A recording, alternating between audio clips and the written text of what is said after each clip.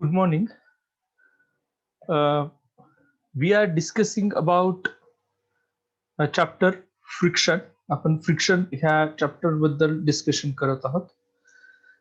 तर आपण काही पॉइंट्स ह्याच्या पूर्वी डिस्कस केलेले आहेत त्याच्यामध्ये. Right now we are going to discuss about this graph. म्हणजे हा पॉइंट आपला झाला होता ग्राफचा जवळपास. तो पॉइंट आपण इथं काय करतोय डिस्कस करतोय. It is a graph between applied force and the force of a friction.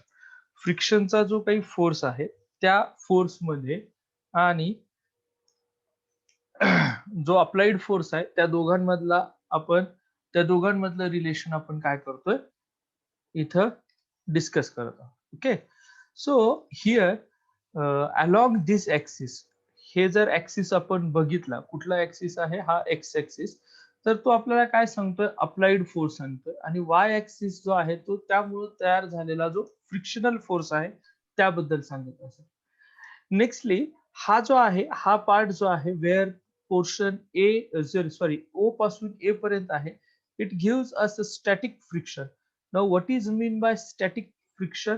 की स्टॅटिक फ्रिक्शन म्हणजे काय, आपण अप्लाइड फोर्स आहे म्हणजे इथं फोर्स अप्लाय केलेला आहे का, yes force is applied but no motion in that object. Object मध्ये कुठलीही मोशन होत नाही. नेक्स्टली जो पोर्शन ह्या ठिकाणी मेन्शन केलेला आहे, ज्याला आपण जो फोर्स आपण अप्लाय केला त्याच्यासाठी एक मॅक्झिमम लिमिट आपल्याला दिसते इथली. ही जी लिमिट आहे ह्या पर्टिक्युलर सिच्युएशन मध्ये, this is called as limiting friction. Okay, it is limiting friction. आणि लिमिटिंग फ्रिक्शन साठी काय असेल, the object is on the verge of a motion. Object जो आहे, the object is on verge of motion. मोशनच्या verge वरती आहे. म्हणजे आता थोडा जरी इन्फानाइटेसिमल चेंज झाला फोर्स मध्ये, पर्टिक्युलरली तो इन्क्रीज झालाय, तर त्या ऑब्जेक्ट मध्ये मोशन ही येणार आहे, तो मूव्ह व्हायला सुरुवात होईल. त्या फोर्सला आपण लिमिटिंग फ्रिक्शन फोर्स म्हणतो, अप्लाइड फोर्सच्या अगेन्स्ट. नेक्स्ट ज्यावेळेस तो ऑब्जेक्ट आता मूव्ह होत आहे, the object is moving now, and that time this here you will find the force of a friction has little bit decrease. हा थोडासा डिक्रीज झालेला आहे, पण तो झिरो होतोय का, हा नाही. हा फ्रिक्शनल फोर्स आहे, पण कोणता फ्रिक्शनल फोर्स आहे, it is kinetic frictional force आहे.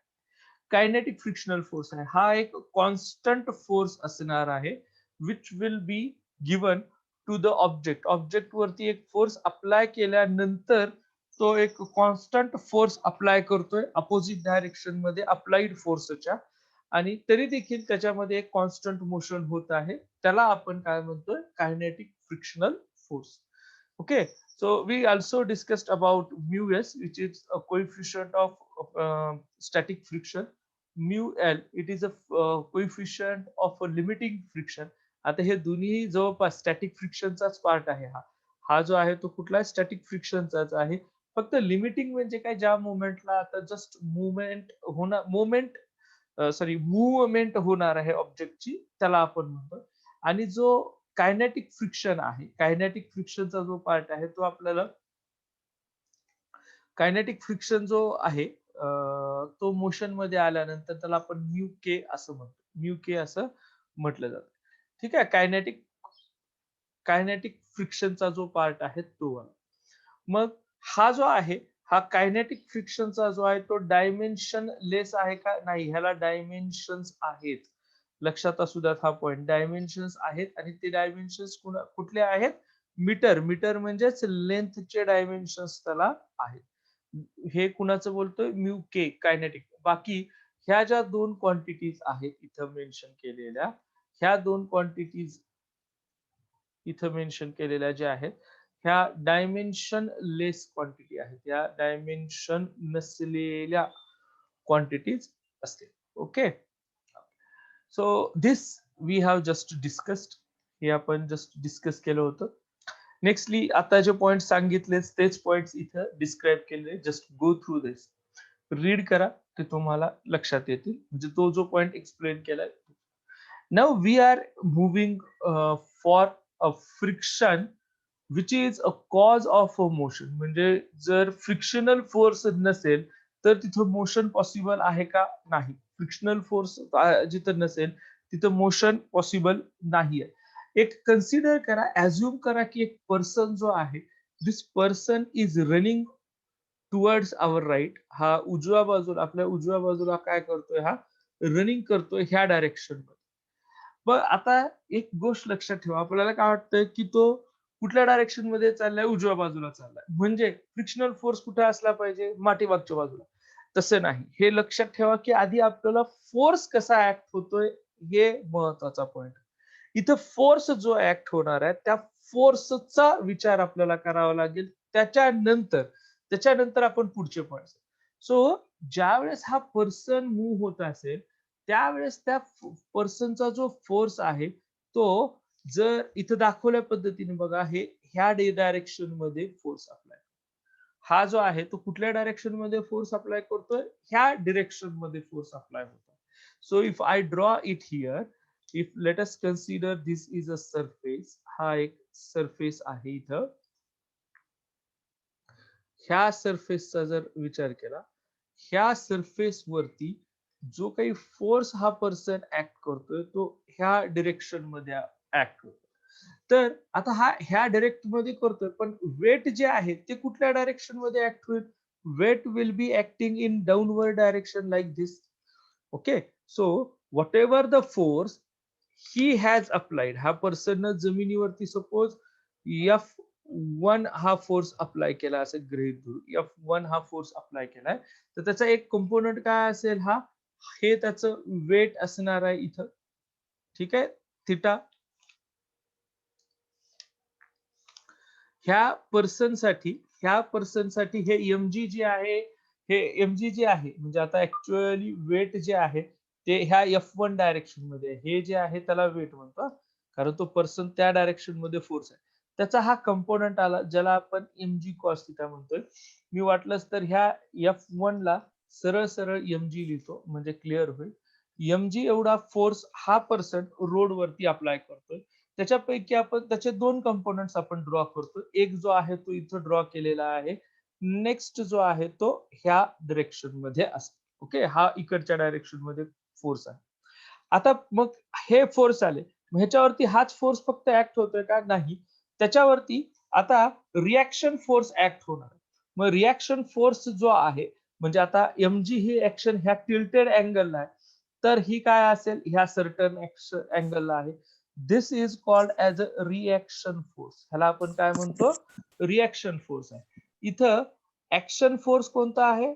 ऍक्शन फोर्स जो आहे तो mg चा आहे दाखवल्या पद्धतीने, रिॲक्शन त्या डायरेक्शन मध्ये. मग आता ही जी रिॲक्शन आहे, ह्या रिॲक्शनचे सुद्धा दोन कंपोनंट निघतील. एक आहे हा व्हर्टिकल कंपोनंट आहे आणि एक जो आहे तो ह्या डायरेक्शन मधला आहे.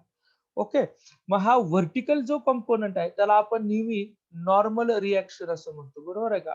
ही काय आहे? नॉर्मल रिॲक्शन फोर्स आहे. हा नॉर्मल फोर्स आपण म्हणतो रिॲक्शन.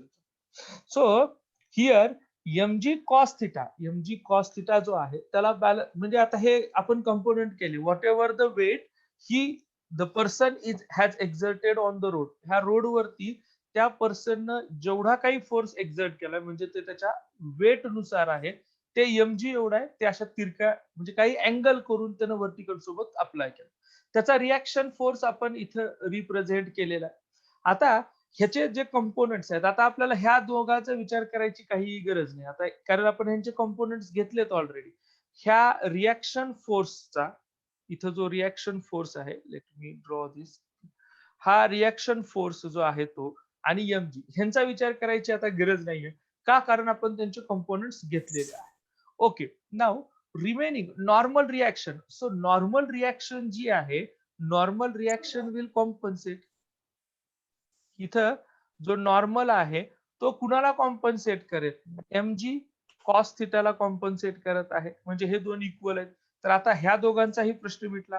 हे दोघंही एकमेकांना कॅन्सल करत आहेत किंवा कॅन्सल होत आहेत. मग हा जो फोर्स आहे, जो फोर्स आता बघा, हे फोर्स जो आहे, एक second, this is a force, हा जो फोर्स बॅक साइडला आहे ह्या ठिकाणचा, ज्याला मी एफ ए असं लिहितो आणि इथं एफ आर असं लिहितो. सो एफ ए म्हणजे काय आहे, F A is applied force. F A काय आहे, अप्लाइड फोर्स आहे. आणि जो एफ आर इथं रिप्रेझेंट करत आहे, that is called as a reaction force. दिसतानाच दिसतो, आपण रिएक्शनचा कंपोनंट दाखवलेला. म्हणजेच ह्या ठिकाणी in this situation reaction force कुठल्या डायरेक्शन मध्ये ऍक्ट होत आहे, reaction force is acting in forward direction. तो ज्या डायरेक्शन मध्ये मूव्ह होतोय त्याच डायरेक्शन मध्ये फ्रिक्शन फोर्स आहे. जनरली आपण काय विचार करतो की फोर्स, आता पर्सन राईट साइडला चाललाय, उजवीकडे चाललाय, म्हणलं की फ्रिक्शनल फोर्स हा त्याच्या अपोजिट डायरेक्शन मध्ये असला पाहिजे, म्हणून आपण त्या पद्धतीने दाखवतो. पण ह्या ठिकाणी तशी सिच्युएशन नाही. वेट कशा पद्धतीने ऍक्ट होत आहे ते वेट आपण एमजीच्या टर्म्स मध्ये दाखवलं. रेड कलर मध्ये जे दाखवले तो ऍक्शन फोर्स आणि त्याचे कंपोनंट्स आहेत. ह्या लेफ्ट साइडला मी बोलत आहे. ठीक आहे. ओके. ह्या इथं हे जे आहे हे एमजी फोर्स आहे, म्हणजेच वेट आहे त्या पर्सन अप्लाय केलेलं ग्राउंड वरती किंवा रोड वरती. आणि त्याचे दोन कंपोनंट्स म्हणजे हे एफ ए आणि MG cos theta. Actually F A म्हणजे एमजी साइन थिटा येतो, पण आपण तो अप्लाइड फोर्स असंच सांगितलेलं. ठीक आहे. तर हे आहे. मग ह्याचे जो रिएक्शन फोर्स आहे तो इथे दिसतोय आपल्याला, हा रिएक्शन फोर्स इथे. त्याचेही दोन कंपोनंट आहेत, एक फॉरवर्ड आहे, एक अपवर्ड आहे. नॉर्मल म्हणजे जो जमिनीला किंवा रोडला नॉर्मल आहे, तो एमजी कॉस थिटाला बॅलन्स करतोय. F A equals to F R अशी इक्वेशन आपल्याला इथे भेटते. आणि ह्या एफ ए लाच मी म्हटल्याप्रमाणे F A is equal to MG sine theta एवढा फोर्स आहे. म्हणजे हा पर्सन फॉरवर्ड डायरेक्शन मध्ये जाण्यासाठी, म्हणजे धावण्यासाठी उजव्या बाजूला समजा एमजी साइन थिटा एवढा फोर्स अप्लाय करत आहे जमिनीवरती, so that he can move in a forward direction. And to compensate, आता इथे कॉम्पन्सेट म्हणजे कम्प्लिटली कमी करून टाकत नाही त्याचा अप्लाइड फोर्स. तर फ्रिक्शनल फोर्स जो आहे तो कुठल्या डायरेक्शन मध्ये आहे, फॉरवर्ड. मला फक्त एवढंच सांगायचंय की त्याचा जो फोर्स आहे तो कुठल्या डायरेक्शन, फ्रिक्शनल फोर्स जो आहे तो फॉरवर्ड डायरेक्शन मध्ये असेल. ठीक आहे. Okay. So we know about this motion. आपण चालत असताना किंवा धावत असतानाची सिच्युएशन इथं सांगितली. आता जो पॉइंट आपण इथं डिस्कस करतोय, सेकंड केस आपण काय केलं की हिअर बायसिकल जी आहे, बायसिकल ती मूव्ह होतानाच आपण डिस्कस करू. सो आता इथं काय आहे की आपले जे ह्या प्रिव्हियस केसमध्ये, आपण ह्या प्रिव्हियस इक्वेशन मध्ये आपण काय डिस्कस करत की इथे एक पर्सन आहे आणि ह्या पर्सनचा एका पायानुसारच आपण हे डिस्कस केलं. इथं जो एक पाय आहे ह्याच्यानुसार आपण फोर्स काढले, ते रिझॉल्व्ह केले, एक्सेट्रा एक्सेट्रा. पण आता इथं बायसिकल आहे. बायसिकल आहे म्हणजे किती, दोन दोन व्हील्स आहेत आणि ह्या कॉन्टॅक्ट मध्ये आल्या. ह्या कशा झाल्या, जमिनीच्या कॉन्टॅक्ट मध्ये. आता ज्या वेळेस हा पर्सन पेडलिंग करत असेल, इथला जो पर्सन आहे तो पेडलिंग करत आहे, म्हणजे पेडल्स अप्लाय, पेडल वरती फोर्स अप्लाय करत आहे, त्यावेळेस होतं काय की हे जे पेडल्स आहेत हे कुठे कनेक्टेड आहेत, बॅक साइडला ह्या व्हीलला कनेक्टेड आहेत. पेडल्स कुठे कनेक्टेड आहेत, बॅक व्हीलला कनेक्टेड आहेत. So indirectly the person is applying a force on, force कुठल्या डायरेक्शन मध्ये अप्लाय केला कुठल्या व्हील वरती अप्लाय केला चालला, it is only on the back wheel. Front wheel वरती तो डायरेक्ट फोर्स अप्लाय करत नाही.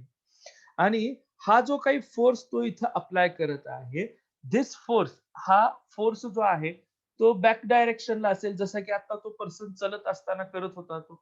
हा इथं बॅक डायरेक्शनचा अप्लाइड फोर्स आहे. त्याच्यामुळं ह्या ठिकाणी ह्या ब्लॉक वरती हा जो फोर्स आहे तो फ्रिक्शनल फोर्स आहे.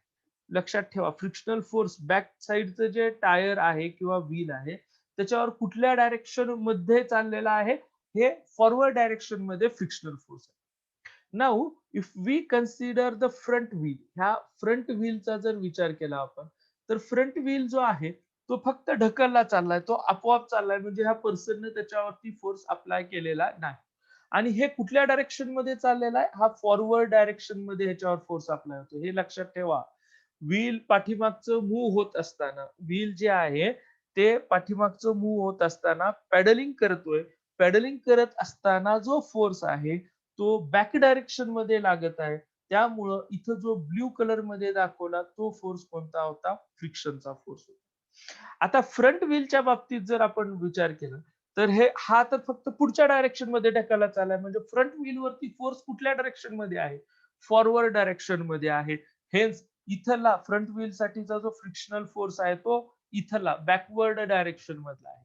So when a person is pedalling, person ज्यावेळेस पेडल करत आहे किंवा व्हेइकल वरती, बायसिकल वरती पेडल मारत आहे, त्यावेळेस काय होणार आहे, की इथला जो फोर्स आहे फ्रिक्शनचा रोड आणि टायर मधला, त्या मागच्या टायर साठी तो पुढच्या डायरेक्शन मध्ये असेल आणि पुढच्या टायर साठी तो कुठल्या डायरेक्शन मध्ये असणार आहे? पाठीमागच्या डायरेक्शन मध्ये असेल.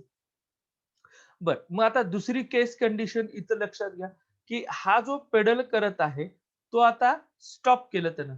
पेडलिंग करणं काय केलं इथं? स्टॉप केलं. आता स्टॉप केला. आता आपण ही सायकल चालवली आहे. स्टॉप केल्यावरती लगेच सायकल डायरेक्ट थांबते का जागेवरती? नाही थांबत. पेडलिंग जरी स्टॉप केलं, ओके, तरी त्याचा जो इनर्शिया आहे, त्या व्हेइकलचा जो इनर्शिया आहे, म्हणजे आता ह्या पर्सन सहित ती व्हेइकल सिस्टीम झाली ही एक. ह्यांचा जो इनर्शिया आहे ती व्हेइकलला कुठल्या डायरेक्शन मध्ये मूव्ह करत आहे? व्हेइकलला म्हणजेच बायसिकलला. It is moving in this direction.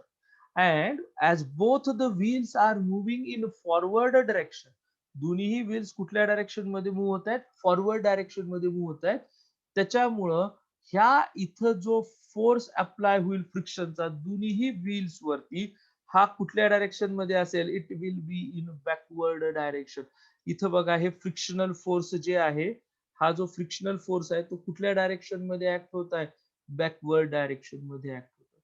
So when a person is pedaling, the front wheel will experience a frictional force in a backward direction, while the back wheel or rear wheel, ह्याला front आणि ह्याला rear असं म्हणतात. Rear wheel, R E A R, इथं लिहितो R E A R, rear wheel will experience frictional force in forward direction. पण ज्यावेळेस pedalling stop केली, त्यावेळेस दोन्ही व्हील्स वरती फ्रिक्शनल फोर्स कुठल्या डायरेक्शन मध्ये आहे? पाठीमागच्या डायरेक्शन. ठीक आहे. सो हे महत्वाचा पॉइंट आहे. हे अशा पद्धतीचे याच्यावर एमसीक्यूज विचारले जाऊ शकतात, ज्याच्यामध्ये असे चॉईसेस असतील, की फ्रिक्शनल फोर्स कुठे ऍक्ट होतोय, काय होत आहे. These questions may be asked to you. हे असे क्वेश्चन्स तुम्हाला विचारले जाऊ शकतात. ठीक आहे. असो, आता पुढच्या पॉइंट कडे आपण जाऊयात. एक मिनिट.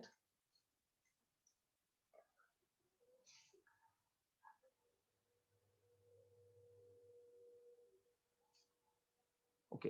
आता इथं थर्ड केस मध्ये काय केलंय, की एक व्हेइकल आहे जी लेफ्ट साइडला चालली इथं. त्याच्यामध्ये एक बॉक्स आहे. ठीक आहे. हा बॉक्स आहे किंवा ब्लॉक आहे, ठोकळा काय असं आपण काही म्हणू शकतो. हा इथं ठेवला. बरोबर आहे. आता हा जो ठोकळा इथं ठेवलेला आहे, त्याच्यामुळं हा जो सरफेस आहे की नाही, मी हाच सरफेस कन्सिडर करतो. इथं जो सरफेस आहे हा, ह्या सरफेस मध्ये फ्रिक्शनल फोर्स आहे. इथं इथं तो कुठला फोर्स एक्सपिरियन्स करतोय? फ्रिक्शनल फोर्स कन्सिडर करा. ह्या इथला जो फोर्स आहे तो कुठला असेल? फ्रिक्शनल फोर्स असणार आहे. आता हा जर फ्रिक्शनल फोर्स असेल, एक मिनिट, हा फ्रिक्शनल फोर्स आहे. म्हणजे आता व्हेइकल ज्यावेळेस डाव्या बाजूला जात आहे, त्यावेळेस तो जो ब्लॉक आहे, तो त्या व्हेइकल सोबत कसा जाऊ शकेल? आता बघा, की व्हेइकल पुढे चालली आहे. त्याचं ॲक्सेलरेशन ए आहे. व्हेइकल कुठे चालली आहे? पुढे चाललेली आहे आणि त्याचं ॲक्सेलरेशन जे आहे ते पुढच्या डायरेक्शन मध्ये आहे. हे गोष्ट मान्य आहे. इथं ॲक्सेलरेशन कुठल्या डायरेक्शन मध्ये आहे? फ्रंट डायरेक्शन म्हणजे किंवा लेफ्ट साइडला आहे असं आपण म्हणूयात. पण हा जो ब्लॉक मूव्ह होतोय किंवा बॉक्स मूव्ह होतोय, it is moving because of frictional force. Frictional force मुळे तो मूव्ह होतोय. फ्रिक्शन मुळे मूव्ह होतोय. आता आपल्याला स्टॅटिक फ्रिक्शन आणि बरं मूव्ह होताना तुला ती मूव्ह होतो, ब्लॉक मूव्ह होतोय, पण त्याच्या with respect to surface move होतोय का? नाही. म्हणजे हे फ्रिक्शन कोणतं असायला पाहिजे?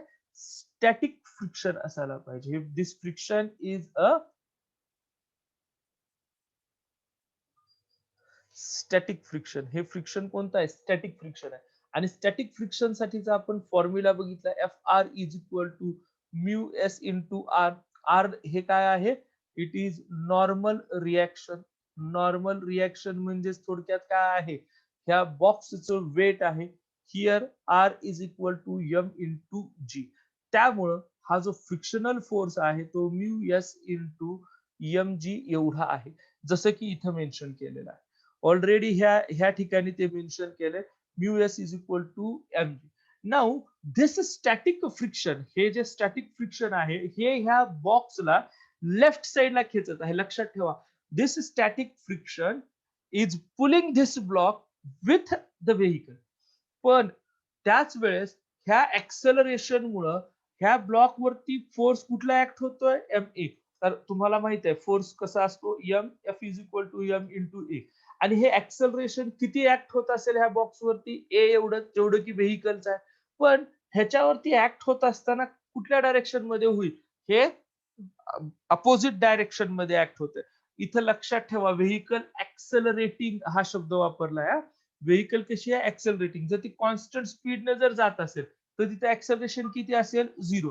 मग तिथं स्टॅटिक फ्रिक्शन सुद्धा किती येईल? 0 येत असेल. व्हेइकल जर कॉन्स्टंट स्पीडने जात असेल तर ऍक्सेलरेशन 0 होईल. ऍक्सेलरेशन जर 0 झालं तर स्टॅटिक फ्रिक्शन सुद्धा काय होईल? बाय डिफॉल्ट ती व्हॅल्यू 0 होणार आहे. पण ह्या ठिकाणी ऍक्सेलरेशन 0 नाहीये. व्हेइकलची स्पीड जी आहे ती सपोज इन्क्रीज होत आहे असं आपण इथं गृहीत धरूयात, कारण हे ऍक्सेलरेटिंग असं दिलेलं आहे. स्टॉप होत असेल तर डिसेलरेटिंग असा शब्द वापरला असता. मग आता हा जो फोर्स आहे, फ्रिक्शनचा फोर्स जोपर्यंत ह्या फोर्स पेक्षा, ह्या म्हणजे कोणता? एम ए पेक्षा जास्त आहे, तोपर्यंत ब्लॉक कसा असेल? ही जर कंडिशन असेल तर block will move, it will move along vehicle. तो व्हेइकल सोबतच मूव्ह होत असेल. पण जर ऍक्सेलरेशनचा फोर्स जास्त झाला, ऍक्सेलरेशन जर जास्त झालं तर हा ब्लॉक जो आहे तो पाठीमागे पडतो. आता हा ब्लॉक पाठीमागच्या डायरेक्शन मध्ये जातोय म्हणजे न्यूटनची action reaction force third law आठवत असेल तुम्हाला. त्याच्यामध्ये जर ऍक्सेलरेट होत असेल, आपण बसमध्ये सपोज उभे आहोत आणि व्हेइकल स्टार्ट झाली म्हणजे त्याची सुरुवातीला स्पीड काय होत असेल? इन्क्रीज होत असेल, म्हणजे ती ऍक्सेलरेट होत आहे. इफ इट इज ऍक्सेलरेटिंग, ओके,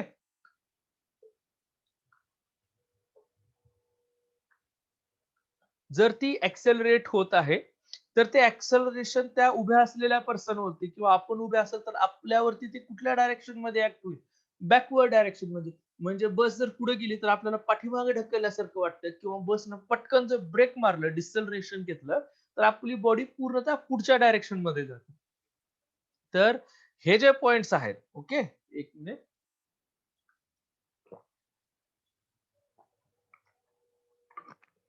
तर ह्या ब्लॉकला, व्हेइकल मध्ये जो ठेवलेला बॉक्स आहे किंवा ब्लॉक आहे, ह्याला कोण खेचत आहे?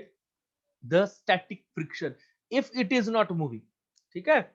If it is not moving, जर बॉक्स मूव्ह होत नसेल तरच तिथलं फ्रिक्शन हे आहे, स्टॅटिक फ्रिक्शन आहे. आणि हे स्टॅटिक फ्रिक्शन त्याला काय करत असेल? सोबत घेऊन चाललं असेल.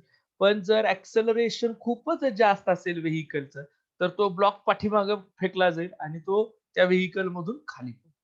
Okay, so we have discussed 3 conditions. म्हणजे 3 एक्झाम्पल्स बघितलेत, कंडिशन्स नाही.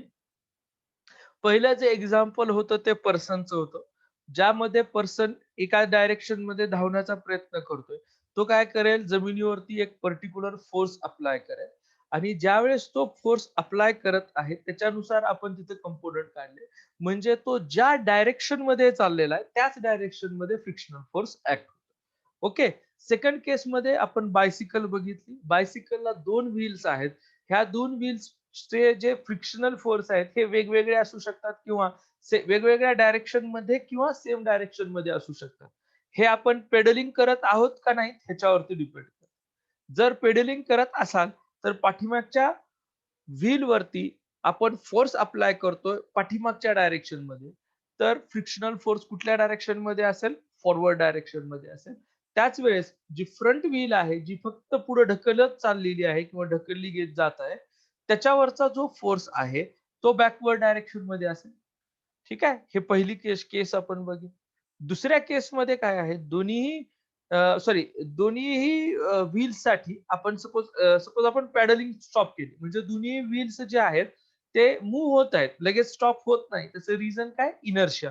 इनर्शियामुळे ते पुढे ढकलले ढकलले जात आहेत. आपल्या बॉडीचं वेट सुद्धा त्याच्यात ऍड होईल, कारण आपण सिस्टीम आहोत ज्यावेळेस आपण बायसिकल वरती बसलेले आहोत त्यावेळेस. आता त्या इनर्शियामुळं हा जो फोर्स आहे, इनर्शियामुळं काय होत आहे,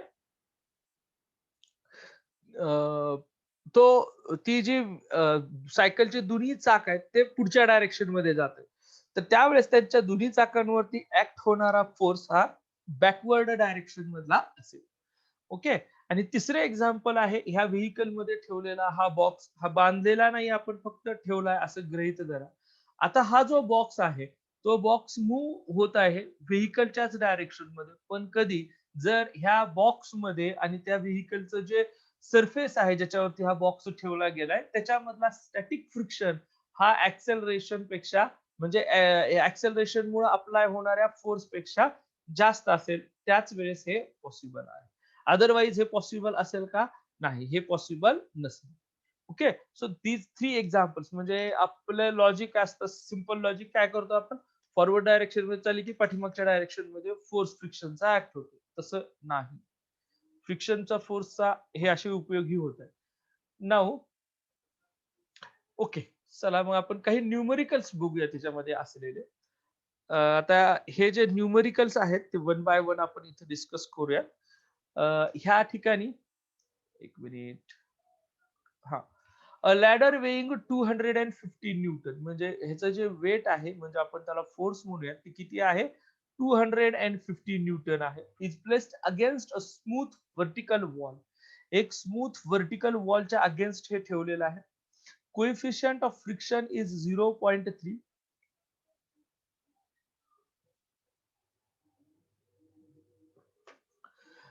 Then what is the maximum force of a friction available at the point of a contact between ladder and floor?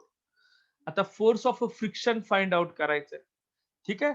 आता ह्या ठिकाणी F इक्वल्स टू 200 हे आहे, त्याला मी F च्या ऐवजी वेट असं पण म्हणू शकतो. इथं वेट जे आहे ते वेट दिलेलं आहे 250 Newton, which will gives us reaction force which is nothing but 250 Newton. म्हणजेच काय? आता हे पुन्हा मी रिपीट करतोय, हे ब्लॉक आहे. या ब्लॉकचा जो जे वेट आहे ते कुठल्या डायरेक्शन मध्ये असेल? डाऊनवर्ड डायरेक्शन मध्ये. तर नॉर्मल रिएक्शन कुठल्या डायरेक्शन मध्ये आहे? अपवर्ड डायरेक्शन मध्ये असेल. ही इथं वेट, ठीक आहे. तर ही नॉर्मल रिएक्शन, म्हणून R इज इक्वल टू 250 आपण लिहू शकतो. फ्रिक्शनल फोर्सचा फॉर्म्युला काय? It is mu S into R. Okay. Mu S ची व्हॅल्यू किती आहे? 0.3 आहे. आर किती आहे? 250 न्यूटन एवढं व्हॅल्यू आहे. So it will B 0 as it is. 25-75 point इथं आला. फ्रिक्शनल फोर्स हा 75 न्यूटनचा असेल. त्या ठिकाणी फ्रिक्शनल फोर्स किती आहे? 75 Newton. So option number A will be the correct answer. ह्या ठिकाणी ऑप्शन कोणतं करेक्ट असेल? ए करेक्ट असेल. Moving for next numerical.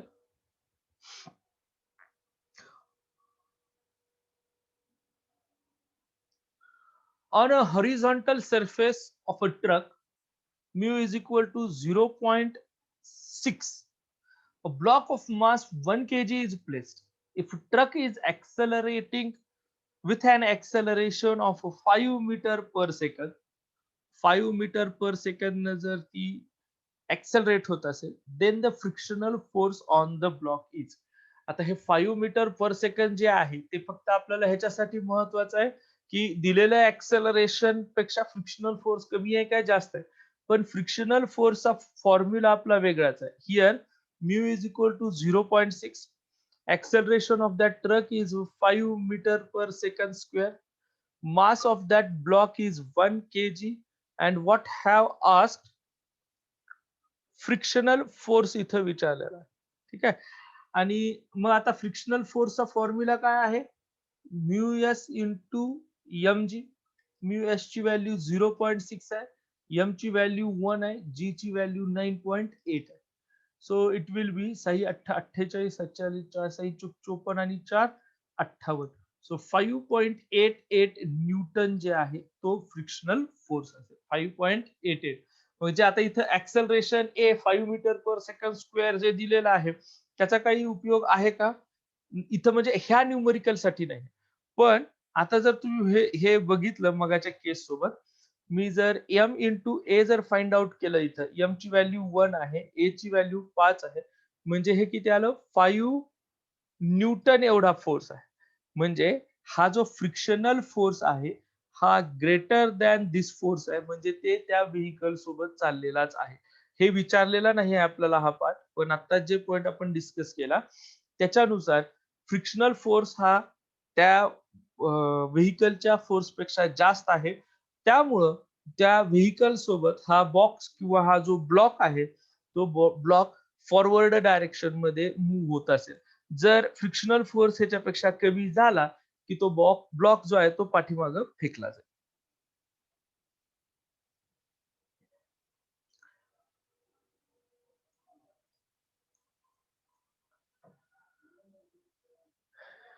एक minute. A block A with mass 100 kg is resting on another block B of mass 200 kg.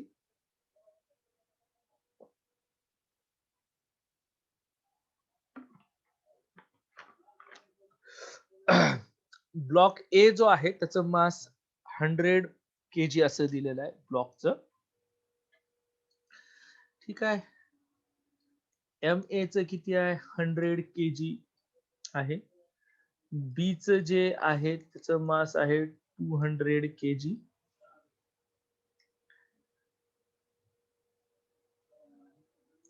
पुढे काय दिलंय, as shown in figure, a rope is tied to walls holds it. The coefficient of friction between A and B, म्हणजे ह्या A आणि B च्या मधला mu A B he value किती दिली त्यांनी 0.2 असे दिले. ए आणि बी ब्लॉक मधला फ्रिक्शनल फोर्स आहे.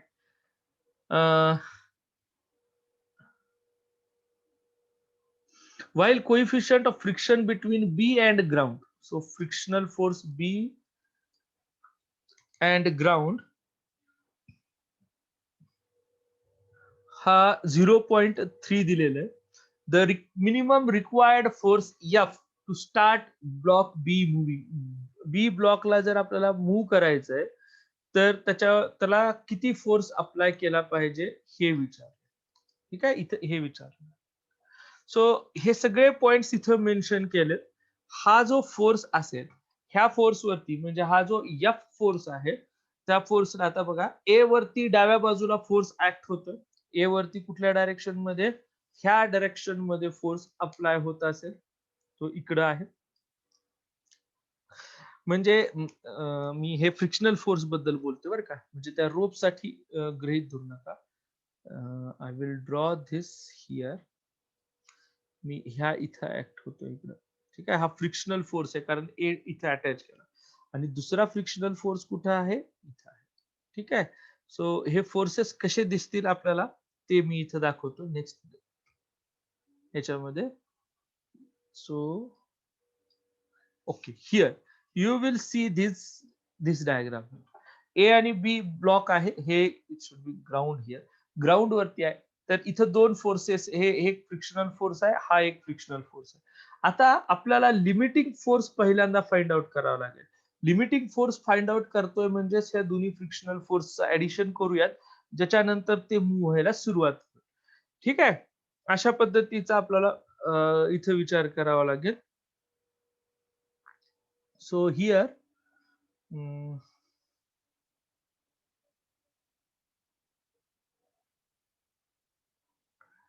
आणि विचारलं काय, मिनिमम रिक्वायर्ड फोर्स विचारलं. Minimum required force. So F जो आहे total F is equal to here F A B plus F B G आहे. एफ ए बी आणि एफ बी जी हे इक्वेशन लक्षात ठेवा. F B A and F B G. F B A जे frictional force आहे, F B A जो frictional force आहे, तो कुठला फोर्स आहे? ए आणि बी ह्या दोन ब्लॉक मधला आहे. तर त्याच्यासाठी आपल्याला काय करावं लागेल बघा.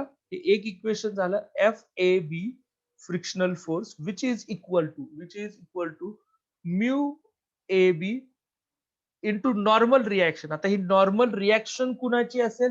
ब्लॉक ए चा असेल फक्त इथं. ठीक आहे. ए साठीचीच घ्यावी लागेल, कारण इथं जो फोर्स ऍक्ट होतोय फक्त ए चाच फोर्स ऍक्ट होतोय. त्यामुळं F A B is equal to mu A B ची व्हॅल्यू काय? 0.2 आहे. नॉर्मल रिॲक्शन म्हणजेच काय? त्याचं वेट आहे. इथं नॉर्मल रिॲक्शन साठी काय असेल? Mass of A into G value येते. ए चं मास किती दिलंय? 100 KG. So F A B ही जी व्हॅल्यू आहे ती 100 इंटू 0.2 म्हणजे येतं 20 जी. ही सेकंड इक्वेशन लक्षात असू. ही आपली सेकंड इक्वेशन आहे. Now we want to find out F B C. दुसरा जो आहे तो एफ बी सी आपल्याला फाइंड आउट करावा लागेल. मग आता इथे एफ बी सी जो फाइंड आउट करतोय आपण, एफ बी सी जो फाइंड आउट करतोय त्याच्यासाठी फ्रिक्शनल फोर्स कुठला येईल? बी जी असायला पाहिजे, बी सी नाही. सो हा जो फ्रिक्शनल फोर्स आहे तो ब्लॉक बी आणि ग्राउंड मध्ये असला पाहिजे. आणि इथं सुद्धा नॉर्मल रिॲक्शन असली पाहिजे. आता ही जी नॉर्मल रिॲक्शन आहे, ही नॉर्मल रिॲक्शन फक्त बी मुळे येत नाही. Here are R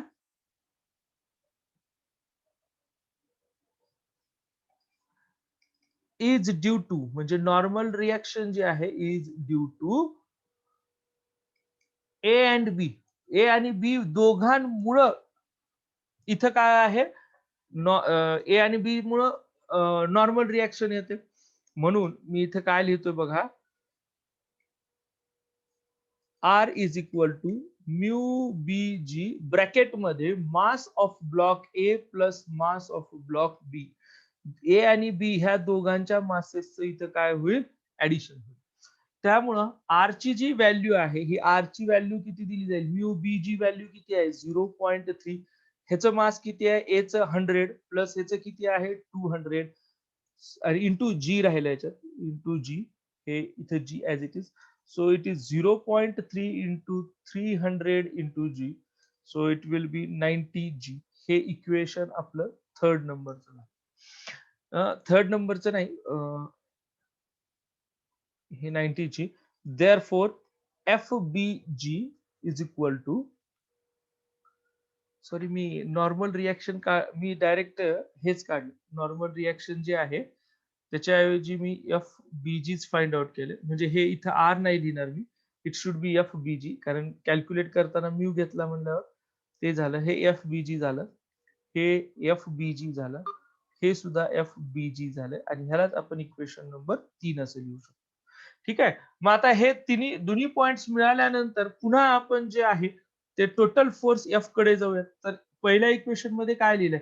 F is equal to frictional force A B plus frictional force B G जो आहे तो घ्यायचा.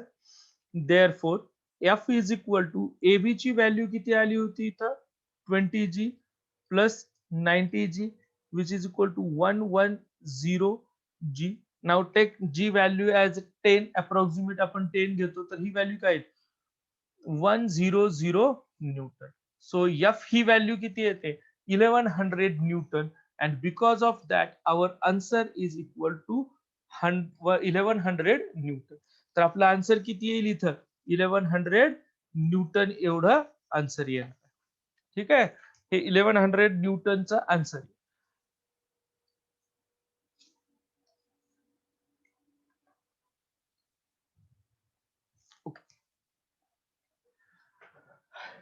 नेक्स्टली फार फार तर आता आपलं एवढंच न्यूमरिकल होईल सॉल्व.